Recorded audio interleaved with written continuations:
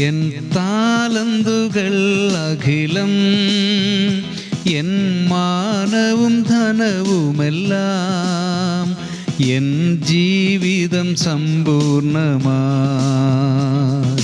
നിൻ മുൻപിൽ സമർപ്പിക്കുന്നേ.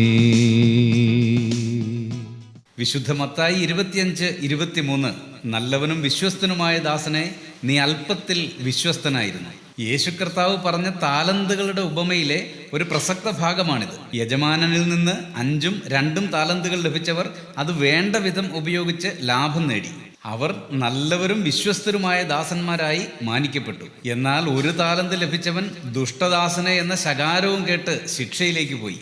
അവന് ലഭിച്ച താലന്ത് അവൻ ഉപയോഗിച്ചില്ല എന്നതാണ് അതിൻ്റെ കാരണം. പ്രിയമുള്ളവരെ, കർത്താവ് നമുക്കും ധാരാളം കഴിവുകളും കൃപാവരങ്ങളും ഒക്കെ നൽകിയിട്ടില്ലേ? പക്ഷേ എത്ര ലഭിച്ചു എന്നതല്ല, എങ്ങനെ വിനിയോഗിക്കുന്നു എന്നുള്ളതാണ് പ്രതിഫലത്തിൻ്റെ മാനദണ്ഡം എന്നുള്ളത് മറക്കാതിരിക്കാം. പ്രാർത്ഥിക്കാം. നിത്യപിതാവേ, താലന്തുകൾ ശരിയായി വ്യാപാരം ചെയ്യുവാൻ അടിയങ്ങളെ സഹായിക്കണമേ. നല്ലവനും വിശ്വസ്തനും എന്ന വിളി കേൾക്കുവാൻ കൃപ നൽകണമേ. യേശുക്രിസ്തുവിൻ്റെ ധന്യനാമത്തിൽ തന്നെ, ആമേൻ.